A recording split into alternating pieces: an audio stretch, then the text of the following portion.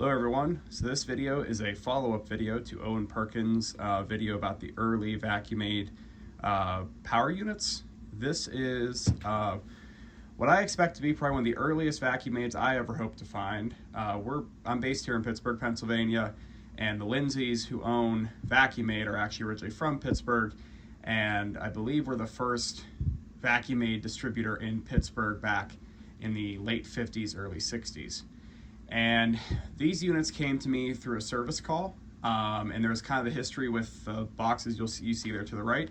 The unit on the left, this white one, P245, was installed and was functioning until relatively recently. New owners bought the building. It was a commercial office slash with like a small apartment in it. And there was a new gas pump, electric hose, and power head in the building, so you could tell, and it had been used, so you could tell they were using the system pretty recently. And the one on the right was sitting on the floor below it, and I just thought they were twin power units. Didn't think much of it until a week or two later when I was going to show one of my employees how these things worked and how they were different, and I came across a pretty cool find, which I'll show you here in a moment. This unit here on the left it looks like it was repainted at one point. The sticker on the front is missing. This would have the VacuMaid logo, like the little pixie with the wand and vacuum cleaning wand and hose. And this, I've had one of these before we took out of the house. And on this one, the serial number is actually printed into or stamped into the hood here. And you can see it's from 1963. Assuming made in the 10th month, so October, and it was the 36th off the line. So again, kind of still a very early central vacuum system. Clearly missed some dust there. And what's kind of cool is this is what they used for a service sticker back then. That was the name of the gentleman who must have installed these. And if you look here, this unit here is a VacuMaid. You can tell it's identical to this one, except in name. This one says ThermoDynamics Corp., Ponca City, Oklahoma, and the serial number on this is 603009, leading me to believe that this one was made in March of 1960 and was the 9th off the line. So this one's actually about 3 years older than this one is. So I'll get into the differences here in a moment, because as Owen's pointing out, these things weigh like 80 pounds and I'm not able to unhook both of them on camera, flip them over, and not have them fall on my foot. But I wanted to show you what was sitting beneath the units, because this was enough to kind of shock me a bit. I was never, it's a rare day to see one of these machines, let alone two of them. And then you look below it and you find 4 boxes of original VacuMaid inlets. And you can actually kind of see what options they were offering and how they also changed at the time. This was a very well used utility valve that was installed. I actually had to take it out because it was no longer working. And this just had the single pin that turned the system on.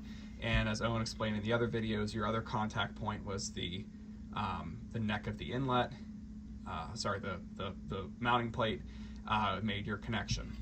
And here's the same valve, but the difference here, I'm guessing this was designed to be the utility valve because there was a slide switch built into this to turn the unit on and off, which was pretty cool. And I agree with Owen, these are a really nice looking inlet. I can't imagine trying to cut out that pattern to retrofit it, but it would be really neat to see. Also would look pretty cool on a baseboard, mounted sideways. So this was a neat looking inlet. But also right next to it is these inlets. This is pretty much functionally the same as that one. I'm not sure if they were offered consecutively or if they concurrently, or if these came out later and they just happen to have more of them. And you can see on the back here, again, 1 pin jack, 1 wire on these. And then identical over here is the one with the small slider switch in it. And now, interestingly enough, I had been out to a system that had been installed, originally would have had one of these units, and the woman of the house uses the vacuum. I think it's on more than it's off. And in the time that they've lived there, they were not the original owners. In the time that they've lived there, they've had like 5 power units because she just wears through motors. They just clean constantly. And it's like a 9 or 10 inlet house, so it's a pretty good sized house, but they're just always vacuuming. And they had these inlets with the little slide switch on here, and which is part of why I think they wore through motors so quickly. They would plug the hose in, switch it on, and just leave it running pretty much all day while they were cleaning, and put a lot of unnecessary hours on it. We ended up changing them out to vacuum valves with, you know, they already had an electric hose, so that way they could turn the system on and off from their fingertips. But some kind of cool stuff. These are the cases of valves that we found sitting beneath these units, and you can see from, you know, even the early, I mean, this had to be extremely early time period. They had their own custom boxes and, you know, the labels, everything really well put together. And this was VacuMaid of Pittsburgh, Inc., care of William S. Long. And if you remember, Bill Long, guy who installed this one originally. And P.O. Box 114, Mars, Pennsylvania. And these units came from a business in Mars, Pennsylvania. And on the side of one of these, yes, this is pretty cool. So the Railway Express Agency, the order, COD, was $1755.85, and there was 37 boxes here. So I would need to take the time at some point and see what $1,800 or $1,750 in 1963-ish would equate to today, but a 37-piece order, pretty good size order, which would make sense because, like I said, we do see these out in the wild here. You know, very early VacuMaids. I'm not sure when they really started selling them here, but I know it had to be quite early. And you can just see, I mean, this is just micro switch inlets, square micro switch inlets. There's a whole case. And it's weird because they're like mixed. You have micro switches on the like flanking, the middle, which is a pin jack inlet here. So kind of odd.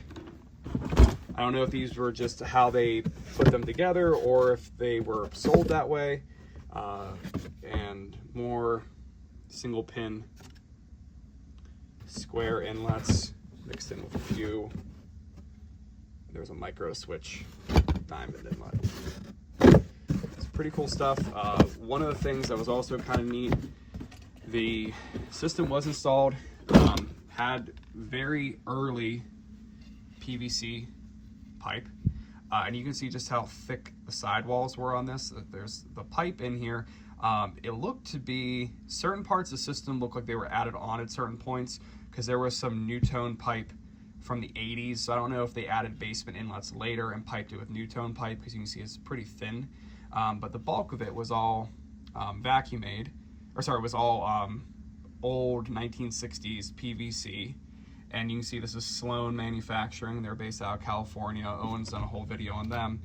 One interesting thing, and I didn't cut it out, sadly, but actually a lot of the fittings said they are actually right here where it said Sloan, instead of saying Sloan, it actually said VacuMaid on it. So I don't know if they had them private labeled through Sloan or if they were actually making their own fittings at some point, or exactly what they were doing.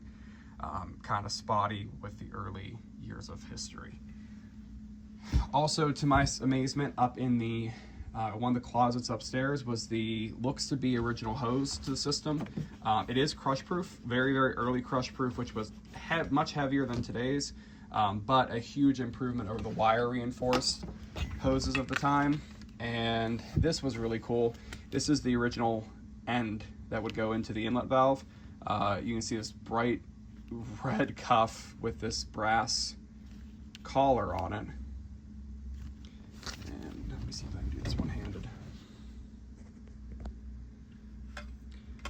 So that would just go right into there. So in this building, down a center hallway, mounted into the floor, were about 6 of these inlets. It was a pretty long single floor building, and like I said, mounted in the floor in this long hallway were just right in a row, were these inlets. And the interesting thing about this building was it's actually all like cast concrete floors. The whole building's concrete, and they must have core drilled through the floor, and then they had a reducer that went onto here, and that was just screwed into the floor.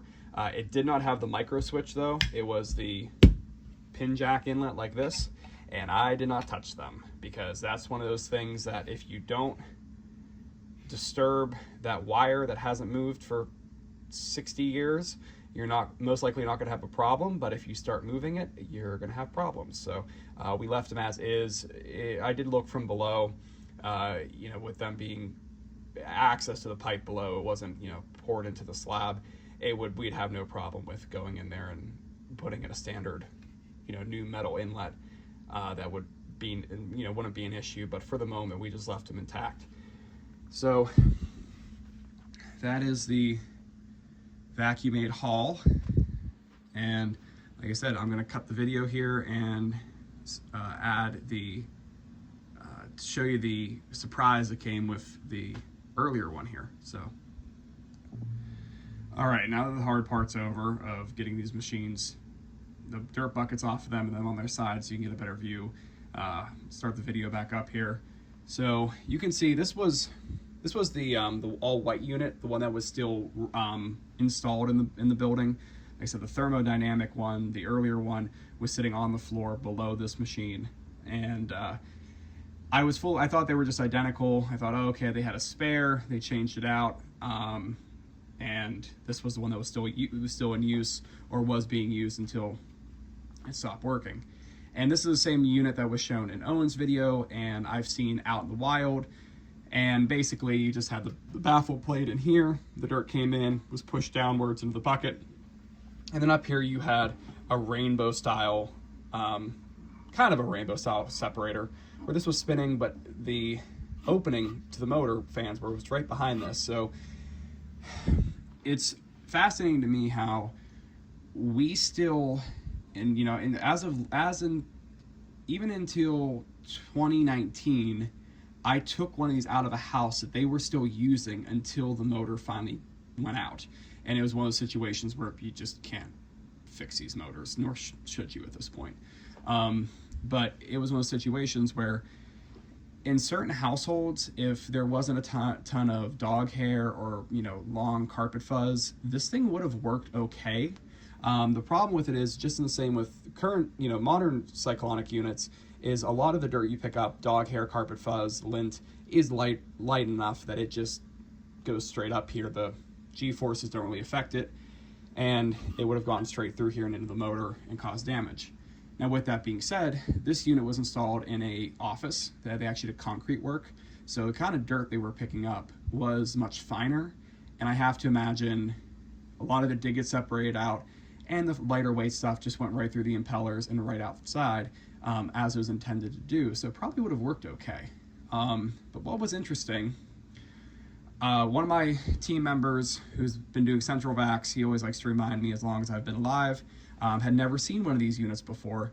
And so I grabbed one to show him this separator, and I grabbed the other one, the ThermoDynamics machine, and I flipped it over, and I was more surprised than he was, because I didn't find this in it. I found this. What is this? So, same canister, same intake position, no baffle, and you had this giant, almost like a water wheel through here with these, I guess, free weights in the middle. And this was designed so when it was running, this was spinning with the motor shaft, and would basically chop or slap the dirt out of the airstream and I guess push it into the dirt bucket. And then this screen here, it is not a direct passage to the motor like this one is. This just yeah, this actually is a screen, like a modern VacuMaid screen, or VacuFlow screen, and this was actually covered in hair when I took this apart to clean it for the video. So this actually would have offered, I guess, better motor protection. However, you had this giant spinning thing, which I have to imagine, this spinning at a high RPM. I think these motors are rated like 14,000 RPM. I have to imagine picking up anything heavy, like like a Matchbox car, or anything that like kids love to put in the vacuum inlets, or a rock, hitting these impellers at 14,000 RPMs was probably not great, and probably the reason why they went to this design. I also have to imagine trying to get this thing to balance would also be very difficult. I have not tried plugging it in. Quite frankly, I'm a little afraid to, with this thing spinning. And you can also feel like spinning it by hand. The motor is very rough. No shame in it, considering it's, what is that? 60 years old, 64 years old. I'd be kind of rusty too. So it's something that, like I said, this was just astounding to me to find this. And like I said, this was 1960, this was 63. And on a side note, I just wanted to mention, I'm talking about this and kind of laughing about it because it seems like such a weird design. Like, you're basically, the idea being slapping the dirt out of the airstream with these paddles. But this was a new industry. I mean, the affordable home central vacuum market started in 57 with VacuFlow and Beam, and then VacuMaid in 58. This was a new concept, and it wasn't yet determined what was going to be the standard or how it was going to work. So you had early inlet valves that now we look at and go like, why wouldn't you just have 2 pin jacks? But at the time it made sense and it worked, and by trial and error we figured it out. Manufacturing stuff back then was very different than manufacturing it today. You didn't have 3D printing or rapid prototyping. You had to just make it and see what was going to work. And sometimes even testing in a lab or in a factory is very different than it being in a real world environment with 3 big dogs, or a very active household. So again, I come back to at that time we didn't know what was going to become standard, and the evolution went from this to that, and then to the VacuMaid True Cyclonic that we know today. And you have VacuFlow, which did it slightly different with the dirt entering on a tangent and the funnel and the top hat. You had MD and Filtex with bags, Beam with the inverted bag, and we figured it out eventually. But it's something that it's kind of neat to see these really early systems and what they had in them. And so yeah, I hope you enjoyed this video. If you have any questions, please message me in the comments below, or if you have any answers on where this design came from, or was there another one before this? And I look forward to hearing from you.